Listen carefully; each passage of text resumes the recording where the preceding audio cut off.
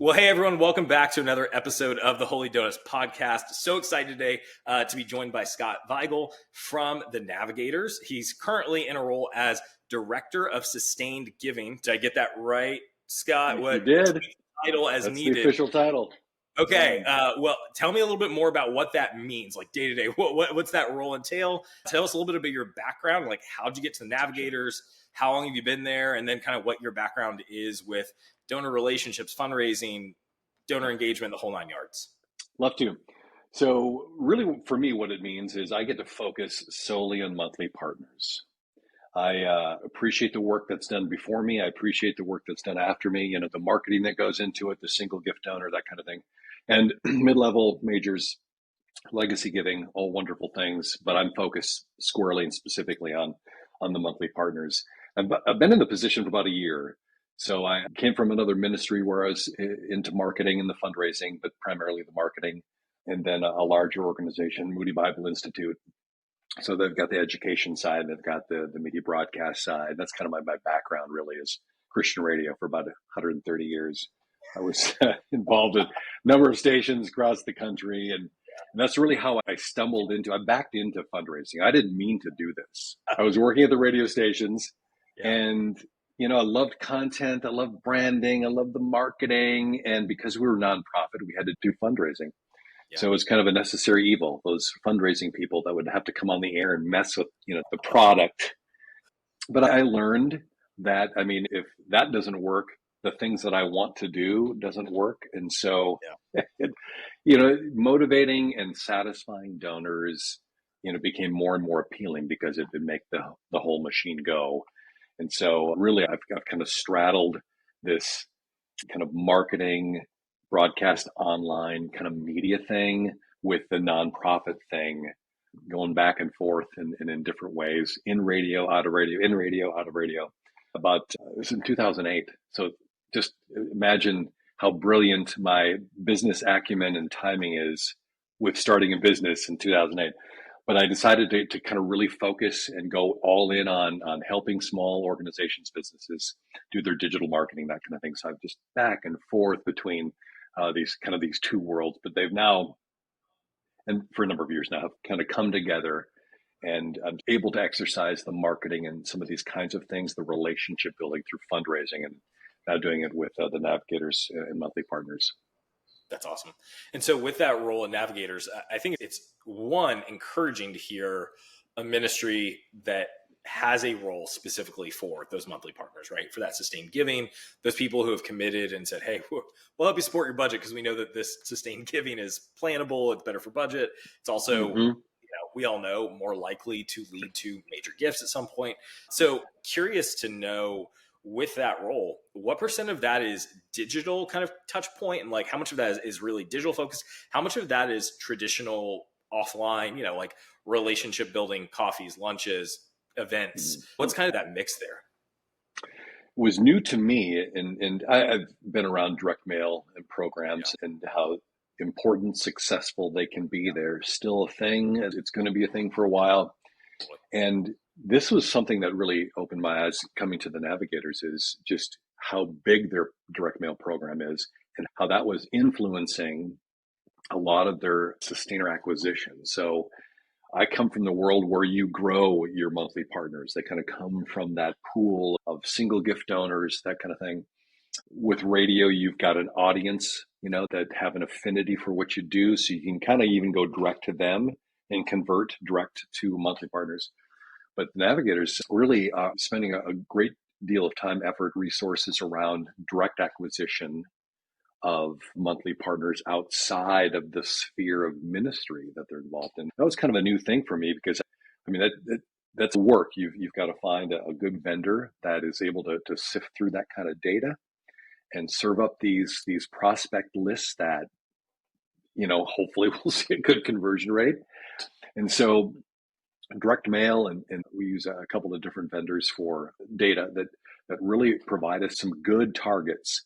So it has been kind of largely that and growing that side of things as opposed to digital. Digital, we're growing that. We've recently moved to Salesforce. So our online donation form landing page is still being tweaked and worked. So there's certainly some opportunity for us there. And it's consistently growing, but I think will be more of a focus now once we get things humming a little bit better. Yeah. Yeah, I love that. Well, it's so cool to see, because this is, I think, me as a digital native, I always come into nonprofit and I'm thinking digital, right? And one of the things that has been refreshing, surprising, fun is to get in with ministries and figure out, like, every ministry is different and everyone has a different audience, and some things that you think, no way would that ever work. Turns out it's crushing over there. And then some things that you think, oh, this is a slam dunk. Nope, that doesn't work at all for this ministry. And so it's humbling to see, hey, every audience is different. But within some of that outreach, because I love that you all are doing, hey, direct monthly sustainer outreach. Like, we don't want to bring you in on a first-time gift and then hope to convert at some point down the road through cycles of journeys. But like, we're going direct to, hey, we want to get you on board as a monthly partner with us. Are there any, like, one of the questions I wanted to ask you was about strategies, like some things that have worked well. Have there been any themes in those direct appeals that seem to, oh, this really clicks to get someone to go from maybe don't even know about the Navigators or are lightly familiar with them into, yeah, I'm going to sign up on a monthly basis? Because you're not just asking for one gift. You're literally getting them to sign up for every month for perpetuity. I'm on board with you all. So anything, any principles, messaging, calls to action, any things that you all have found that you've said, hey, this seems to work really, really well? Let me back up from the Navs for just a moment, Matt. There have been a couple of things, and this is how I've approached it in the past, where I've seen success and I think is meaningful. One is this whole idea of coming up with a program, a loyalty club, the incentives to come on, and then, what is a part of your monthly subscription that benefit the benefactor.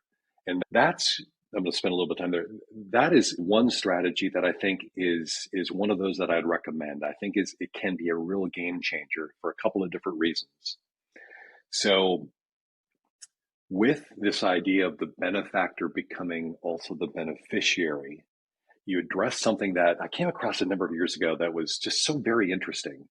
It's called the construal level theory. And it basically is the psychology. I know. I'm like, what? I went to seminary, but that word's even too big for me. But it was this idea where it's the psychology of distance. So it addresses the understanding that, in our case, a donor has, that it's either abstract about what you do, who you are, or concrete. So it has to do with how close they are to what you're doing, who you are. And I'm thinking, that's it. That's the hard part sometimes of an organization justifying their existence. I'm so jealous of nonprofits that care for children and puppies.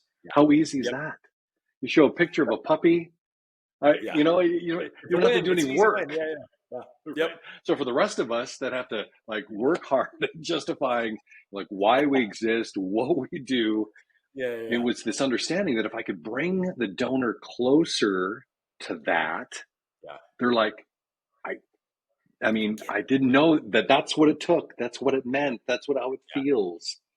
And so it's this idea of the benefactor also benefiting from what you do. If I could pull that off, they're going to know what we do, know what it means, know how it feels. And so that concept of just closing that proximity, that distance, coupled with the subscription economy, just kind of gave me a lot of ideas.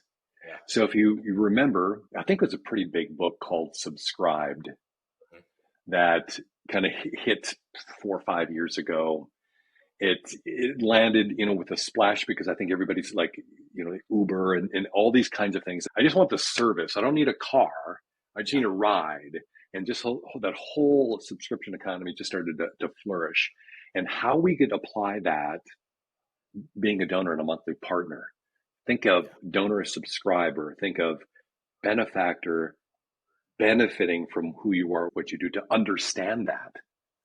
So then the whole program, the loyalty club, takes on a whole different effect, because my purpose in that is not just to acquire them and retain them, but I need them to understand what we do. So the depth of the relationship goes deeper.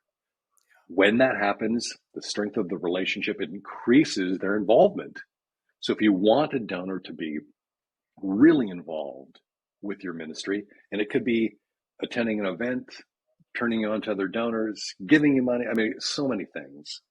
Yeah. The depth or strength of the relationship, it goes hand in hand with that. And the way to do that is for them to see, get up close and know who you are and what you're doing. So that's kind of my thing. So I don't even know what the question was, Matt, but bring me back there in a second. Yeah. So it's just my background, really giving them this good experience, really helping them see and understand who it is, who we are, what we do, the way. So this is my recommendation on acquiring donors directly is I think there is something to this incentivizing, because you put out front this is this thing that if you got that, it would close some distance. It would help you understand who we are, what we do. And you bring them into a program that really cycles through four things. You certainly are thanking them for their giving. You're asking them to give, but you're updating them in such a way. So it's really relational, and you're feeding them. And that's kind of why I'm getting off on this whole idea of the benefactor becoming the beneficiary. They're getting to taste and see what you actually do and how it affects people and what it feels. So when you communicate with them about asking for a donation, they get it more easily and more clearly. And so that's my big thing. So coming here to the NAVs now and really trying to exercise that more for those donors that are giving to staff members. So our ministry revolves around on-campus ministry, college campuses. We've got camping ministries. We're in the military, leading Bible studies, discipleship, these kinds of things. And for the most part, people can kind of relate to that. I know the person that I'm supporting that's on the college campus, and they're doing these things, and they're good. They're pretty personally directly connected to it. On the other side, I'm more of the organizational fundraising. So people are coming from, and this direct acquisition from these prospect lists don't quite know what we're doing. So how do I close the gap, the proximity, get them closer to it?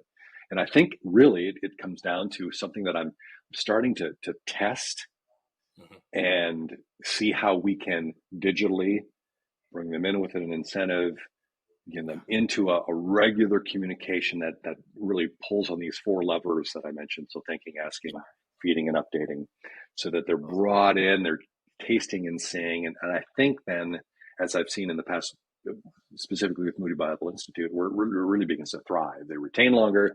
They get a benefit up front.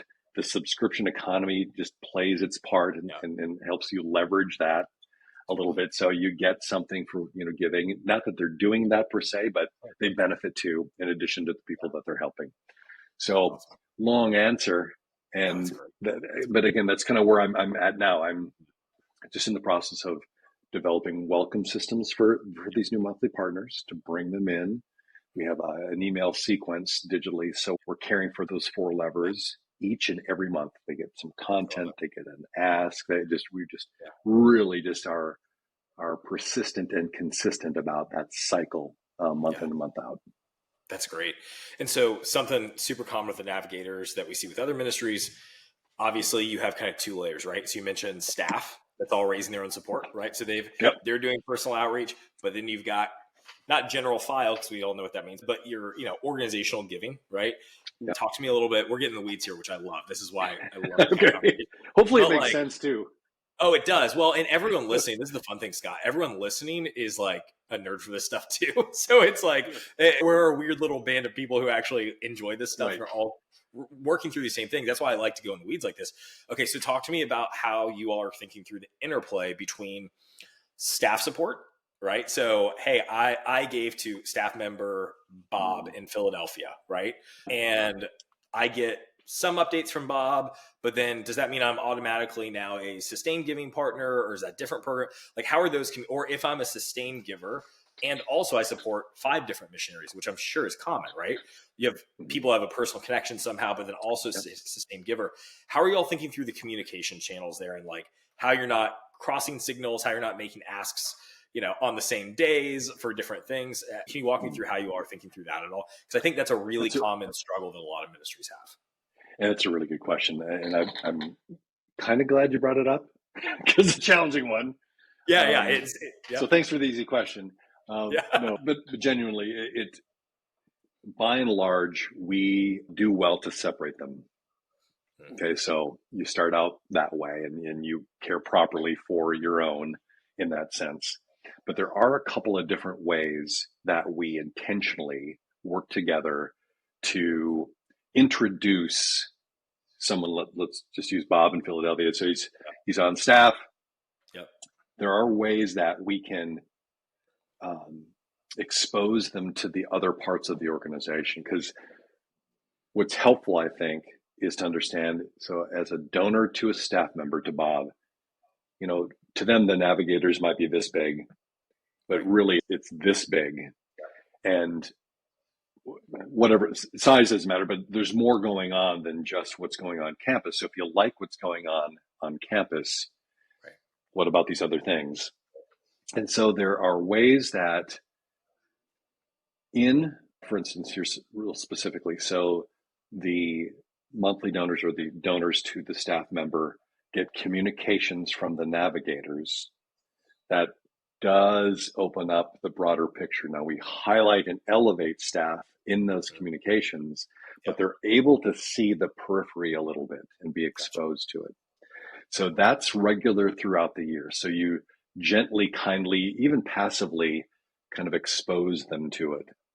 I think the other opportunity that we have is to then intentionally do so during year end. So when they're focused on their campus or their individual and their campus, that they're supporting, the donor, again, gets the breadth of kind of the mission, just the bigger, broader vision for the Navigators and what it's all a part of and what it can mean.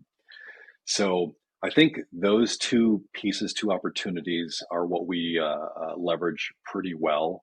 I want to recall if there's anything more specific that I can add to that right now, because it is certainly a dance. Totally. We certainly need to be careful of how, and sometimes accidents happen, lists cross, and you're like, why are you contacting them, kind of thing. Yeah. But we are doing a lot, and I think this is maybe a third thing. So if you're on the organizational side and you're trying to build that relationship with the staff side, do all you can for them. Yeah. My boss, Abby Anderson, so she is adamant about caring for that relationship, their relationship, and really just supporting them. And so I think from that, you establish a rapport that allows you to have the kinds of conversations that lead to collaboration in some cases. We have a program called Uplift where the staff leaves a campus. What do we do with the donor? Right, and so just being able to expose them, and we support their being exposed to other staff members or campuses, or even possibly more broadly, the organization as a whole. But we're real careful about helping them care for their donors and their relationships. Yeah. Sounds like there's just, for every organization, there's going to be intentional rhythms, times of year, touch points, moments that arise just in the rhythms of the way your ministry operates. Yes. That you're going to have to pick. Hey, we're not going to overlap all the time, obviously, and we got to pick our points, right? And select, whether it's on the calendar or in the kind of donor life cycle journey. Right. What are the points where we're going to intentionally have these kind of, I think of it like the old, this is going to date myself a little bit, like the sitcoms like NBC or ABC where they do the crossover episodes, right? And it's like, right. all of a sudden Cheers is on a show with wings, right? And it's like, wait, what's happening here, right? Like these worlds are colliding, but it's almost colliding, like, exactly. Right. But it's like those, like finding those times where it's, hey, where are the places we're going to intentionally overlap for these crossover opportunities to try to make sure that the donor relationship doesn't only stay with the staff person, because that's ultimately an organizational risk that, for example, if that staff person is no longer with the ministry, well, if that donor goes with them, but they really did love what the organization did, it's a massive opportunity to have them continue on with the organization. So sounds like just finding those intentional touch points is going to be key for anyone out there. It is. And something else came to mind, Matt, that I think would be helpful as well, because I think when you consider two things, first, I was going to just add that there should be a point at which there's an understanding and agreement where donors of staff members, go through a wealth screening as well. Yeah. So their potential to give then should warrant additional conversations in addition to how they're supporting staff. So I think if the staff is being fair, the field should understand that and encourage that.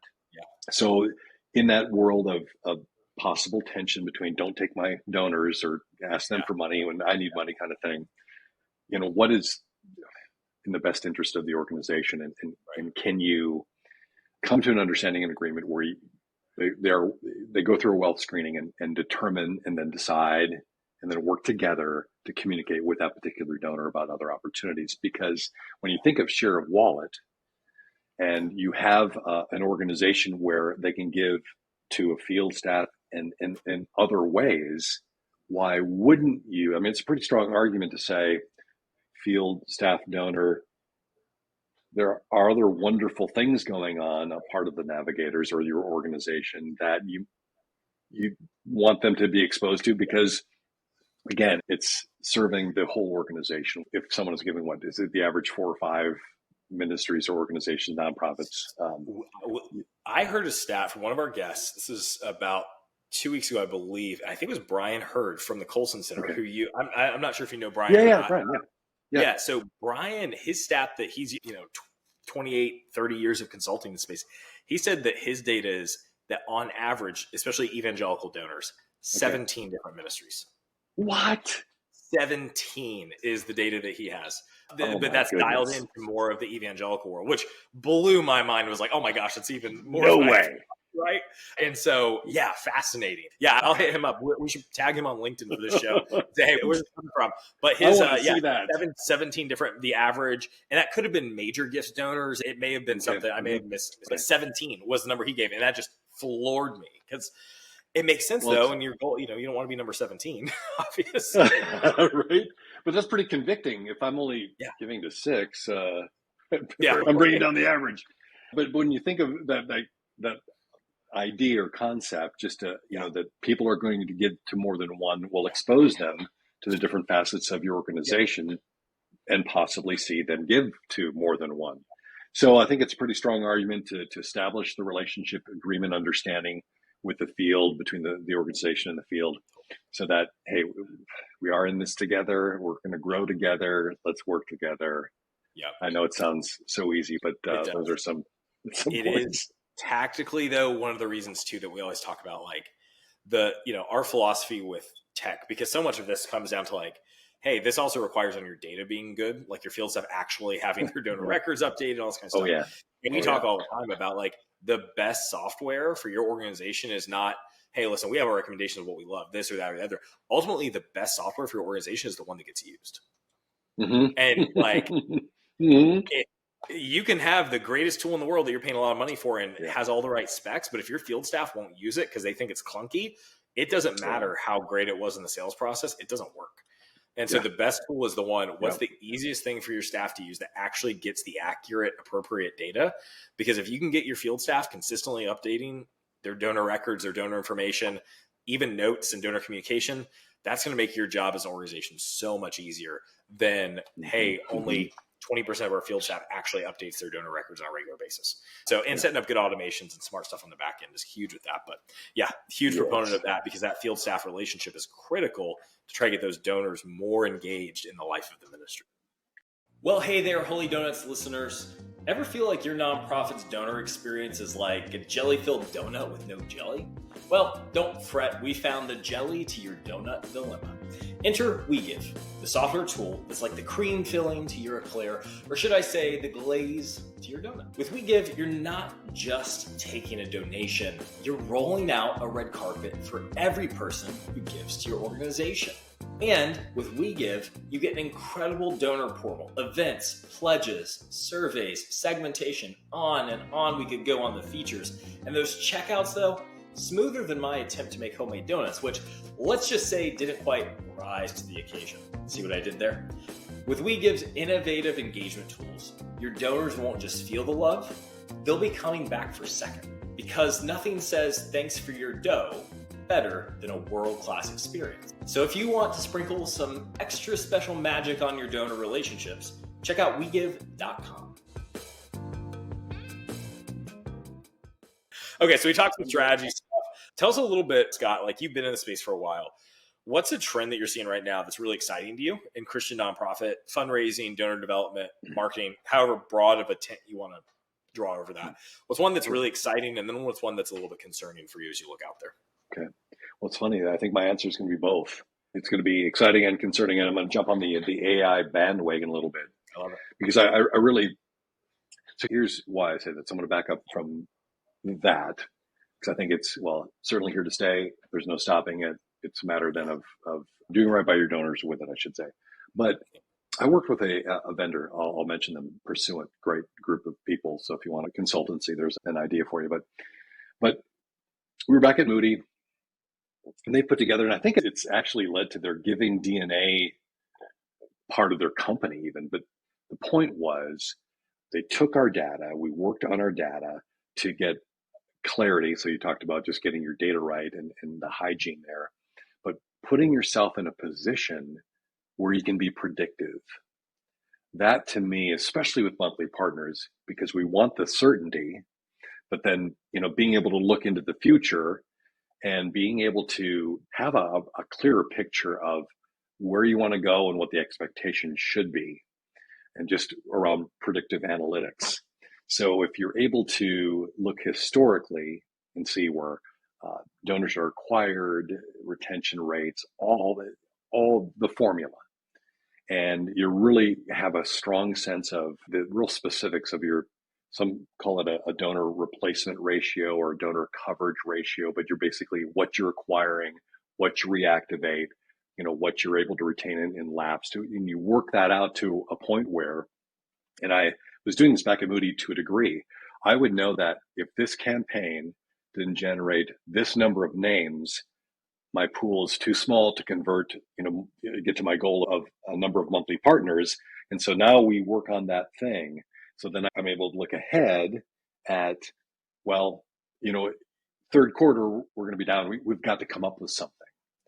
So coming from that perspective and need, really, I think that we have as nonprofits in particular, AI is really a good help around that, where I think, it being fed your data and being able to really help you parse out a path forward is, certainly the positive. Of course, the negative is they're not human. I mean, it's not human. You're the one that cares for the donor, and it probably can't replace that. But here's where I'm thinking specifically. So in addition to the predictive analytic, I really like the idea of delivering what the donor wants or needs,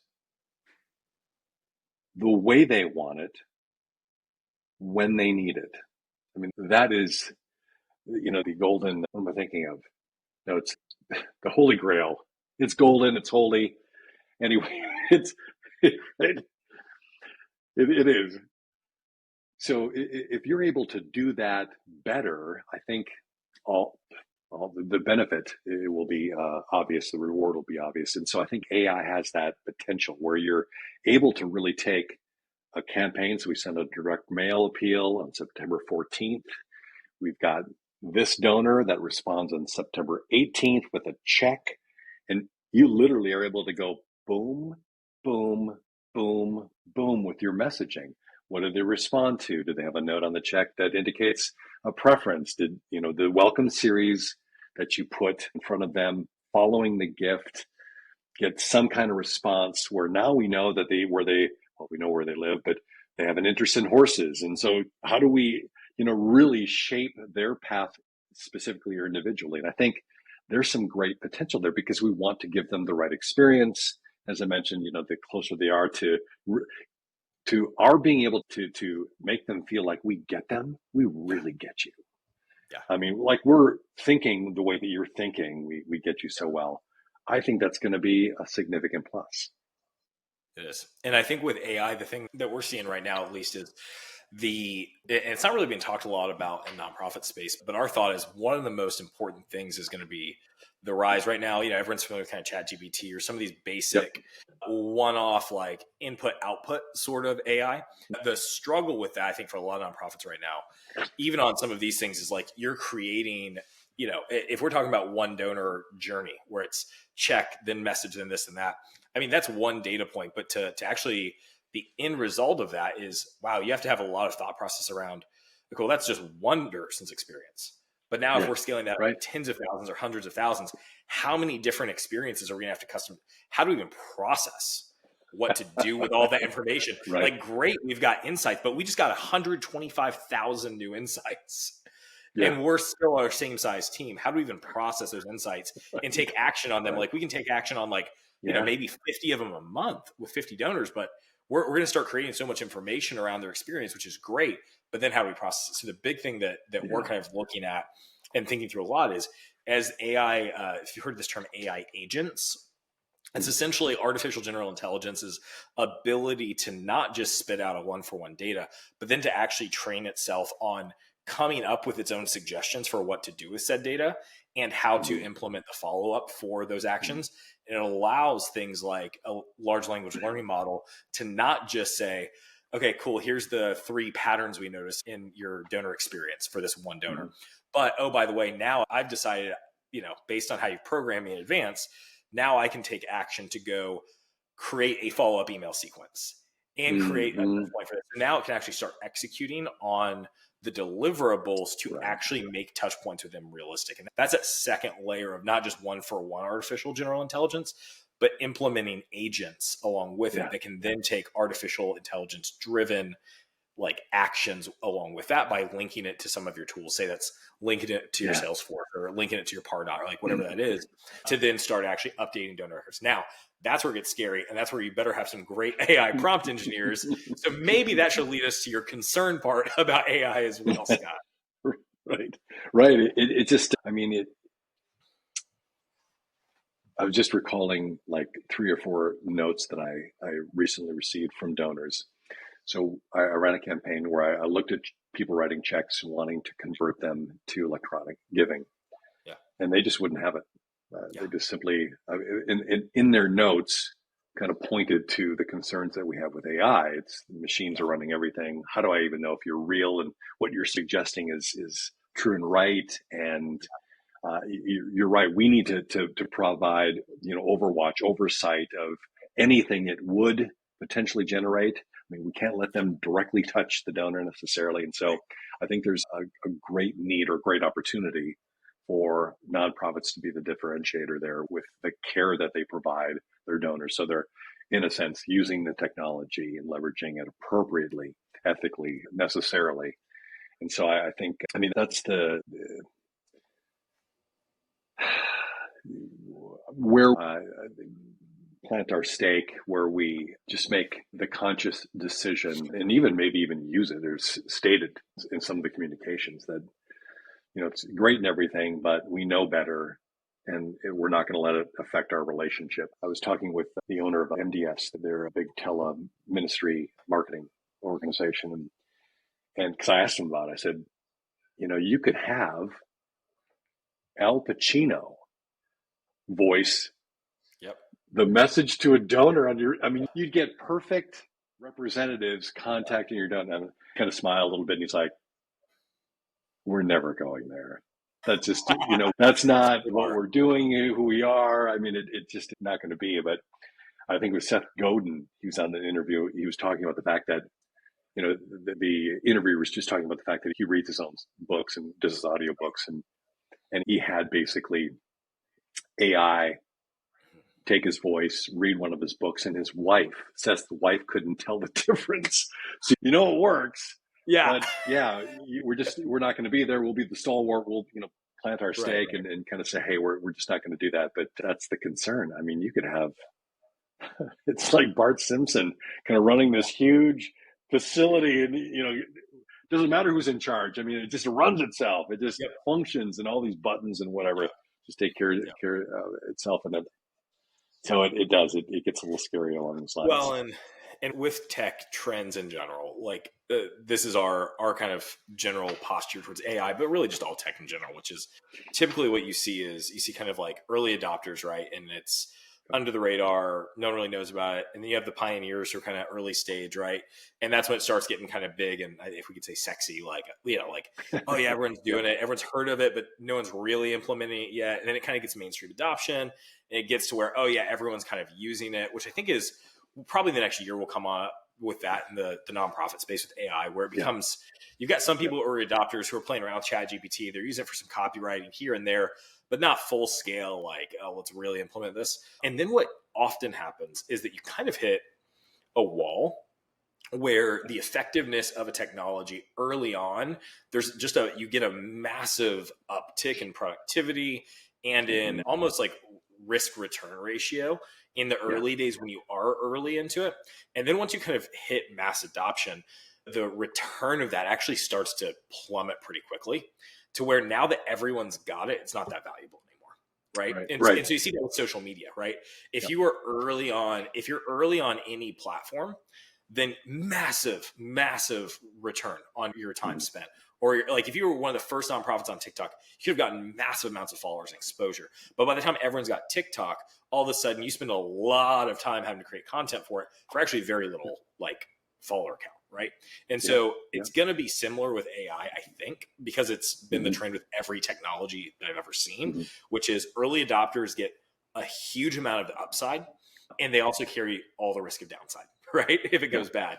And then once it actually gets to mass adoption phase and all the downside's gone, you've actually lost most of the upside as well. And there's still a little bit of a remaining to where hey, it still makes us more effective, but some of that upside is going to go away. Because now if everyone's got AI, this, AI, that, then it just kind of, it's not anymore an advantage or an ROI savings. I mean, it is over the past for us, but if everyone else is doing that as well, it seems like, well, if we're not doing that, we're not ahead now using AI. We're just not falling behind anymore, right?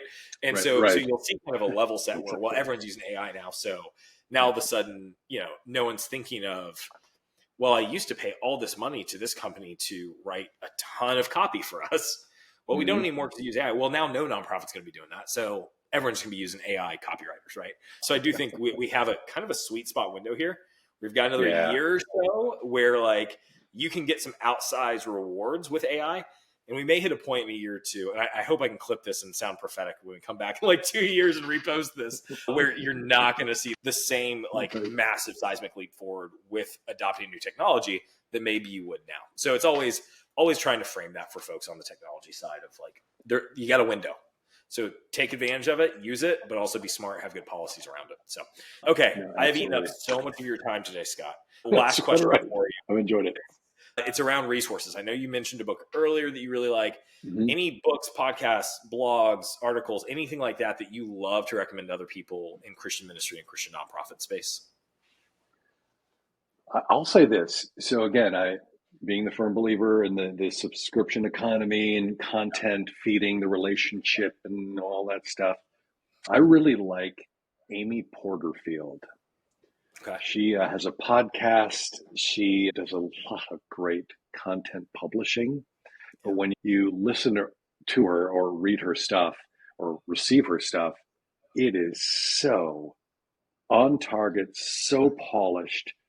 Just what an experience she provides. It's fun to get asked to be a part of her stuff in the invitation and stuff that she sent, just everything that she sends. So Amy Porterfield, great podcast. I think it's amyporterfield.com would be the website. So that'd be great teacher, great content, great marketing ideas that can be applicable in this whole coming up with your loyalty program and caring for monthly partners. I did mention the book Subscribed. I think there's some things in there that, again, you just got to get your mind around this idea of donor as subscriber.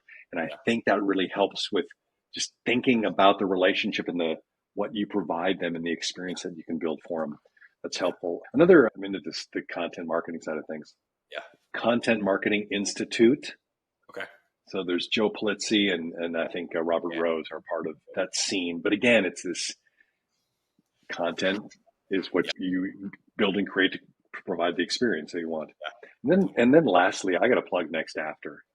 So getting back to like true fundraising and just testing and these kinds of things digitally, bar none. And then call Matt and get some consultation.